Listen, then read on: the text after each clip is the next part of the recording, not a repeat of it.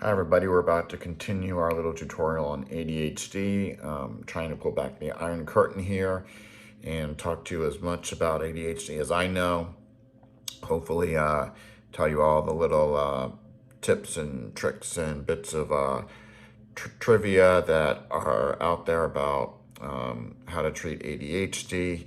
I know it's kind of this really hard to understand topic. There are a lot of choices and not a lot of people who are into the field, but it's a pretty interesting field, and I hope that the first couple videos were helpful, and there are a few more to come here. Thanks.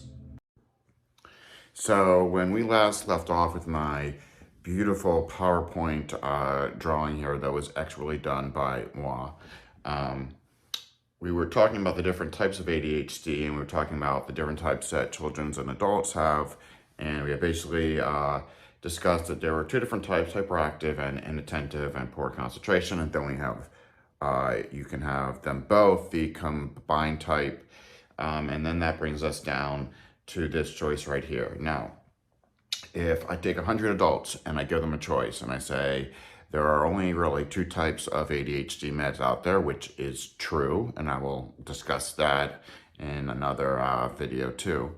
There are really two types. There is the Ritalin group and then the Adderall group. There are only two groups. Only two groups, okay? This is how it is going to break down.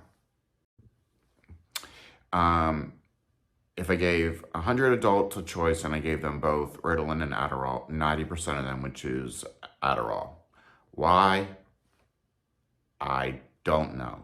It's not out there. My anecdotal theory is because adults tend to want to feel the potency of their ADHD med being on, and Adderall has a little bit more punch, a little bit more potency, and you can kind of feel that it's on a bit more. When it comes to children, the exact opposite is true. So if I lined up 100 kids with ADHD and I gave them a choice, Ritalin or Adderall, 90% of those kids would do better on Ritalin products than Adderall ones. Why? Again, don't know for sure. Anecdotally, through my experience, it's because the children don't really need to feel the potency of the Adderall. They don't really need to feel the punch. They need to just have a better outcome during the day. It doesn't need to be so high up and down. I don't need it to be as punch in the gut and potent. They do need to have better concentration and ADHD control, but it doesn't have to be as strong.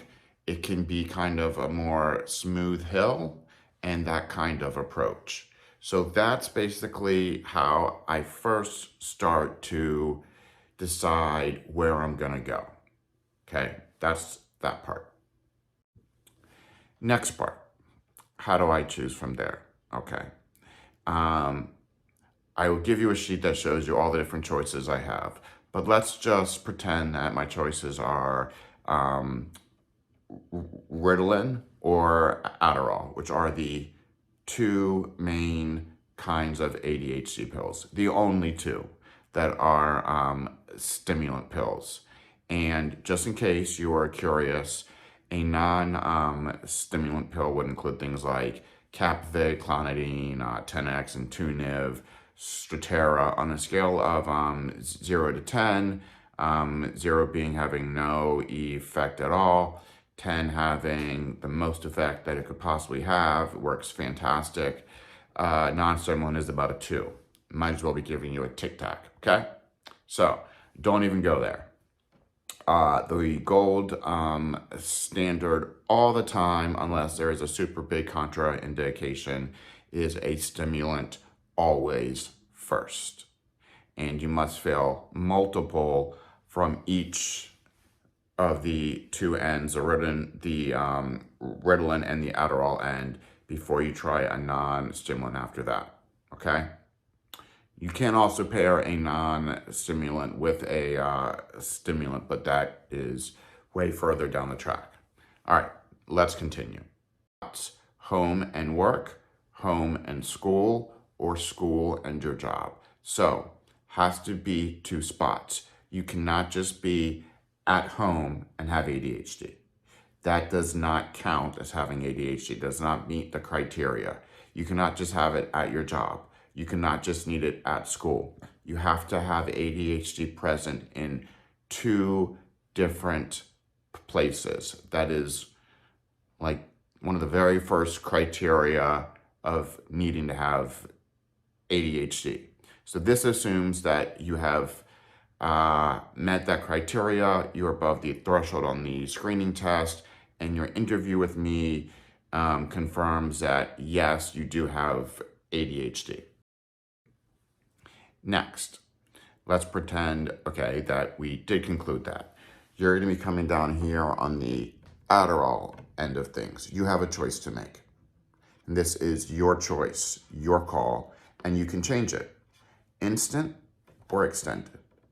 If you go with instant, here are the pros and cons, okay? Just so that you know, almost every drug out there, there is an instant form and an extended form. With Adderall, it's Adderall instant. It's a pill, okay? With Adderall extended, it's Adderall XR. It is a capsule, and there are pros and cons, all right? It's very important that you think about the pros and cons, okay? Because that's gonna determine what we're gonna start with first. Now, what you need to know is that the choice you make is not the choice that you have to end up with. It's just where we have to start, okay? It's where we have to start.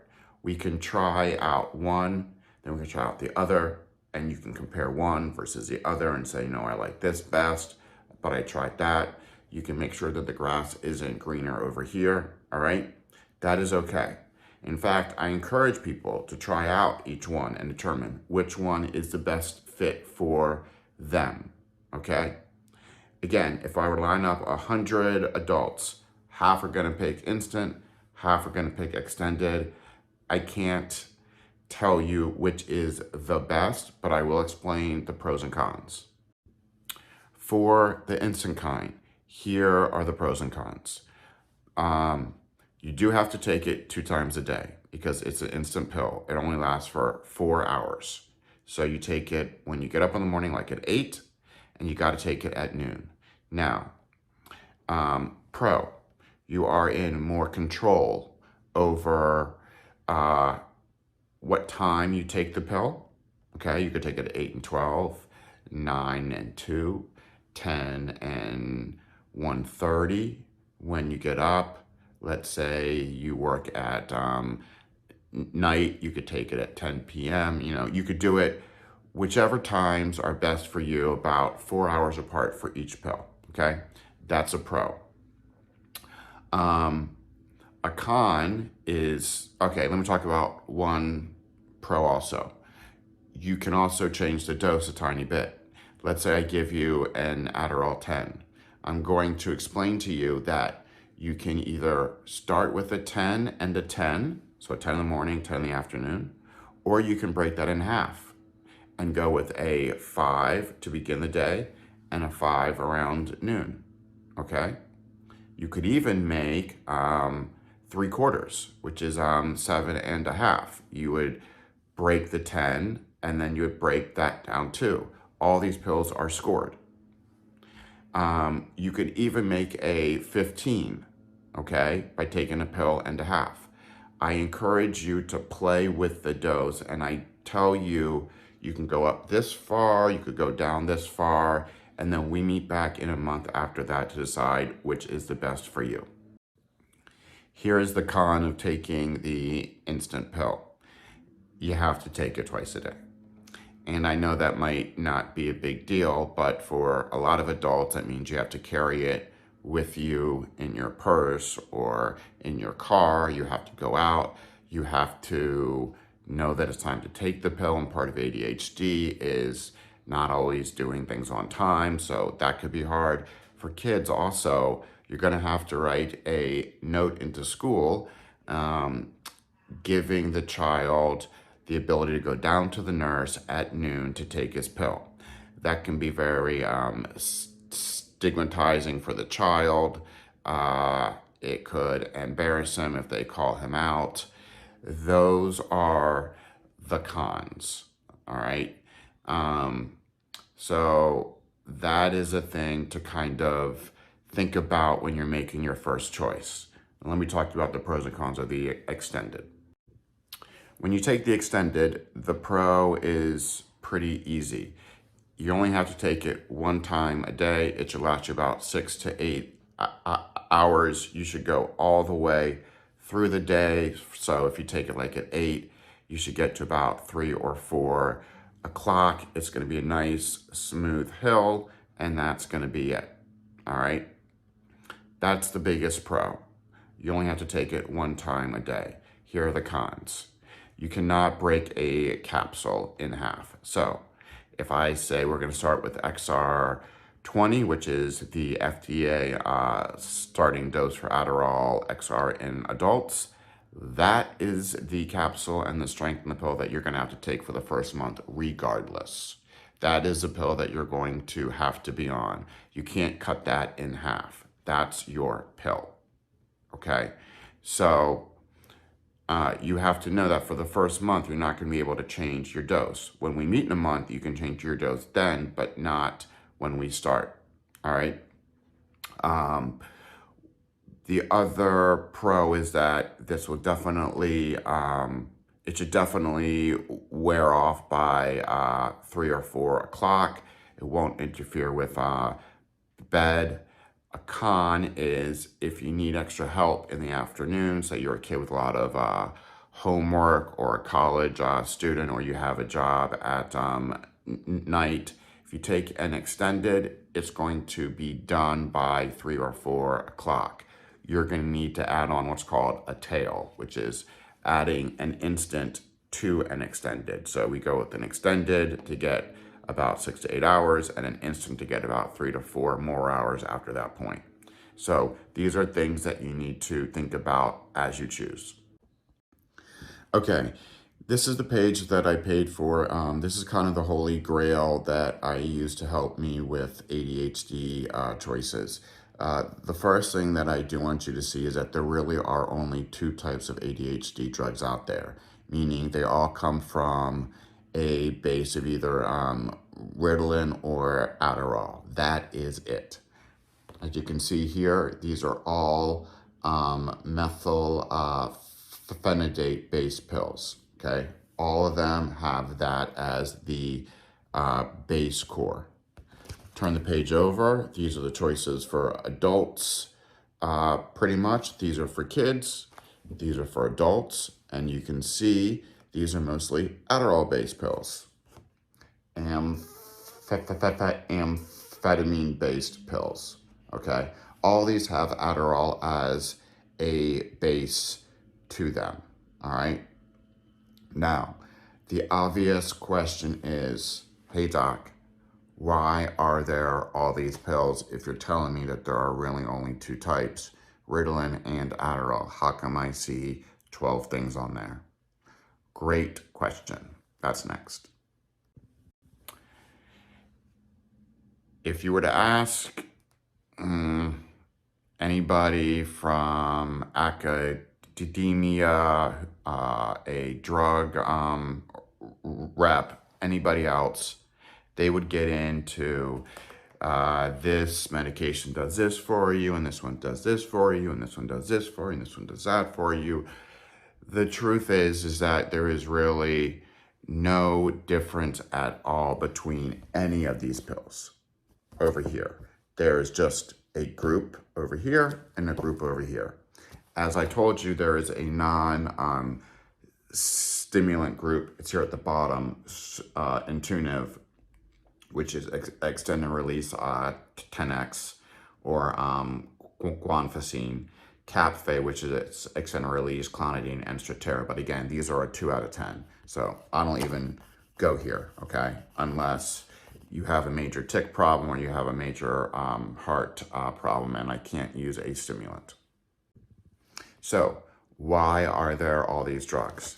Because the world revolves around money. It is the hard truth. And to make money in the health field, in the prescription field, you have to have a patent for your prescription.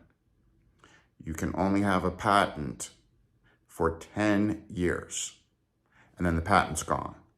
And then the drug, which used to cost $50 or $100 for the average person, now costs $4 because anybody can produce it. So patents only last you 10 years.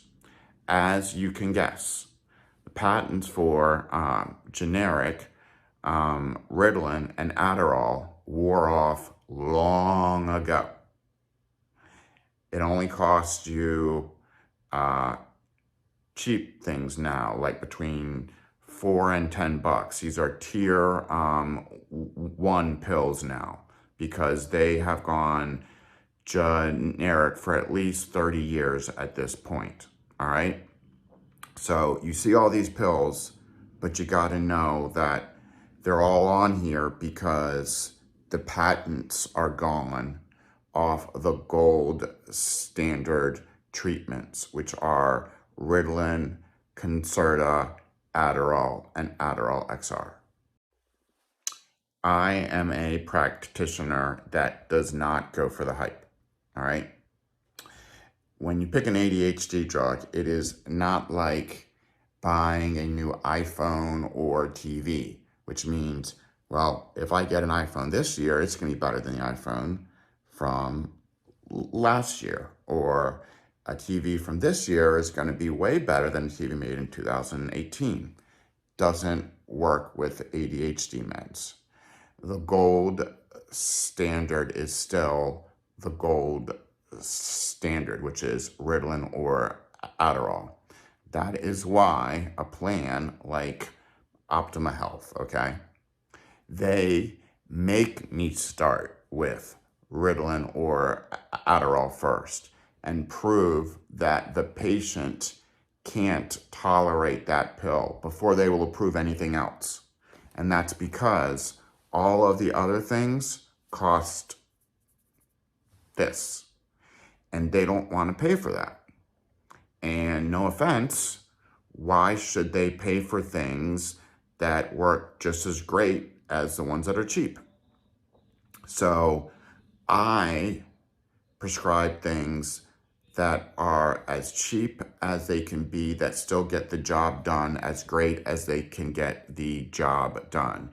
If I thought that a patented pill was the greatest thing ever and that this was the best ADHD medication ever, I would prescribe it. In all of my experience, 15 years plus, 10,000 ADHD cases now, Ritalin and Adderall continue to be the best. That's where I start. That's where almost every plan tells me to start. And that's because they know that works best and it's cheap. Let me just give you an idea what your options are, though, if you got past just Ritalin and Adderall, because I do have some kids, okay? There are some kids who are pretty young, like 5 to 8, and they have problems with pills. Well, if you're on a Ritalin-based drug, it comes in a patch. That is a very easy thing to do. You just put it right on their skin, and you pull it off before they go to bed. Easy. They also have a chewable tab. They have a spoonful. They have different things that you can pull apart and pull out all of the beads and put them into applesauce or any other kind of food or drink. They also have that on the Adderall page too. Spoonfuls,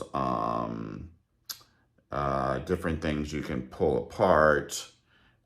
So there's all kinds of different things. This is a key here that tells you the things that you can do with each different type of ADHD drug that is on these two different pages. There are a lot of different options here. But again, I only get there if we can't do the first two.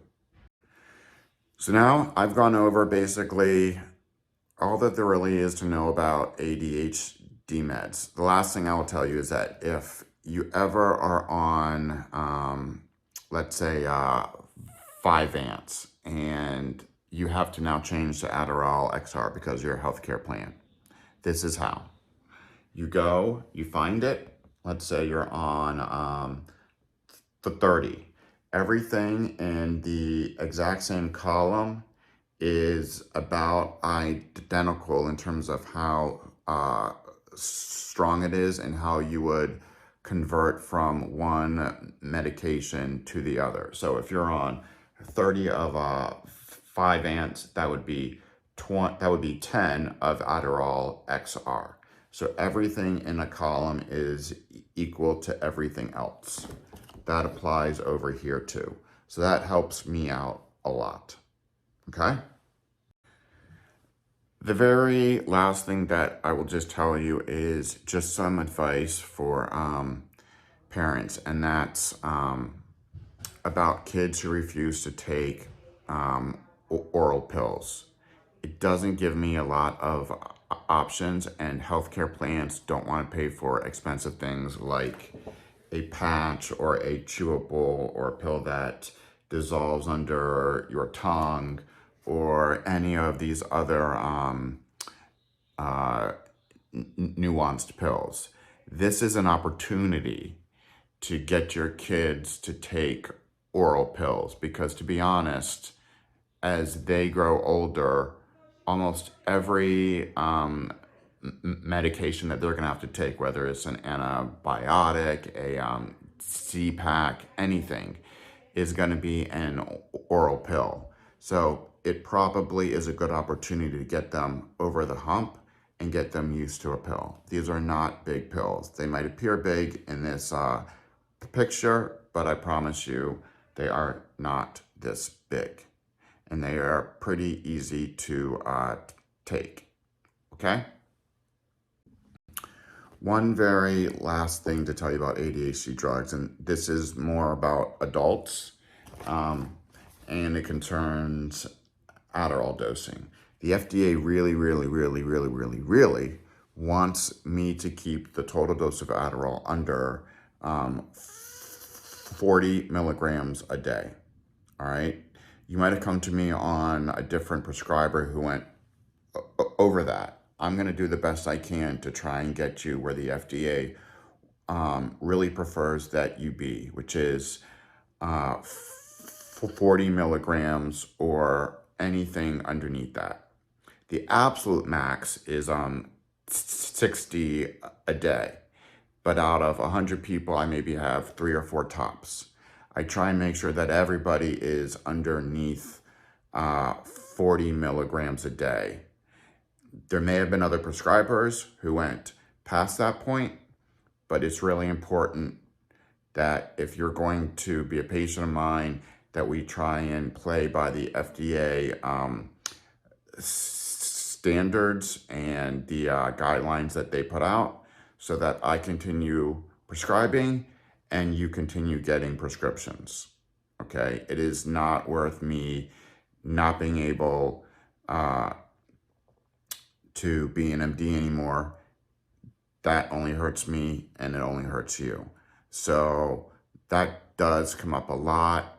And I just want you to know, if you want to blame anybody, you can either blame the person who got you started on the higher than FDA suggested dose, or you can complain to the FDA, period. But that's what I do. I play by the rules because this is what I do all day, every day, and I don't want to lose the ability to do that. I forgot one last thing. The most common complaint I get is that my ADHD med stopped. It doesn't do it for me anymore. I need to go up on the dose. Most often when I check with people, they are not taking their ADHD medications as they are supposed to. You can only take your ADHD medication for 5 days in a row before you take a day or 2 off, okay? 5 days in a row and then a day or 2 off. Then you could do 3 days on and then a day or two off. You can do as many days off in a row as you feel like doing, but you can only do 5 days on straight. Let me explain why that's true really quickly. I think it's important. Your brain is basically a big sponge. If you've ever taken a human anatomy class or held a brain, it basically feels like a big sponge, a big wet sponge. When I give you an ADHD drug, we're basically squeezing the brain, squeezing the sponge, and all the ADHD neurotransmitters, primarily norepinephrine and dopamine, get squeezed out, and they stay out so that they're able to do their thing for a longer period of time than they have in the past. So if a person like me doesn't have ADHD, my ADHD neurotransmitters work great. They come out easily. They stay out as they should. And at the end of the day, they come back in. When you have ADHD, that process doesn't work great. So we're trying to give it a push. We're trying to give it a squeeze, like you're squeezing a sponge, okay? You're getting it to come out. But just as if you have a sponge, if you go squeeze, squeeze, squeeze, squeeze, squeeze, squeeze, squeeze on a sponge, what do you get at the end of the 5th day? A dry sponge. And when you get a dry sponge, it doesn't matter how hard you squeeze, you're not going to get anything out. That's what occurs on the 5th day of taking an ADHD drug. Your brain is dry. There isn't anything else to squeeze. You need to take off a day or two to allow your sponge, your brain, to reabsorb all the ADHD neurotransmitters that came out during the actual week. So I make everybody take a day or two off, generally on the weekend, so that when they start their school week or work week, their brain and sponge are full and good to go. Now you pretty much have heard the spiel that I give to everybody when we talk about ADHD. Biggest thing that I do want you to know is that you can try different things out with me. As long as you stay under where the FDA states that you need to be, I actually prefer it if you experiment between an extended and an instant and try and see which one is the best for you. If you're extremely curious what Ritalin drugs are like and how they compare to Adderall, and you really want to give that a try, that's okay. I encourage you to explore it within the rules put forth by the FDA. You can change every month, but I can't change in between the 30 days. So I basically will have an appointment with you every 30 days until we get the type, the strength, the dose correct. And then I can give you 3 prescriptions and see you every 3 months after that. And if you go by the only doing it for 5 days on and then a day or 2 off, you should never have to increase your dose ever. You should never get tolerant of the dose. This should be your dose for as long as it could be. Unless you're a child and as you grow, you might increase your dose a bit. But for adults, if you keep up with that, this should be your dose for the long haul. So I do hope that the past couple videos about ADHD have been helpful for the majority of people. I feel like it's a topic that isn't really discussed a lot, but I did want to kind of teach everybody about how I go through the process. The reason why I really love to treat ADHD is because in the behavioral health field, there aren't a lot of things where you're going to get instant feedback the very next day. Depression takes a few months to treat, bipolar takes a few months. Everything takes time. ADHD, you're going to notice the difference tomorrow.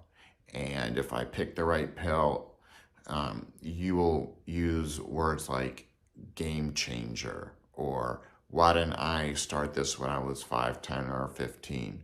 The point is you are doing it now and things are only going to improve from this point on.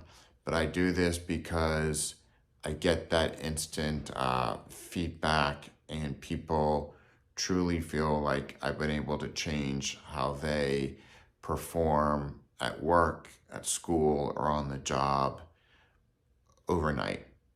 And to me, that's pretty cool. Hope you have enjoyed it, and I hope that all this information helps you.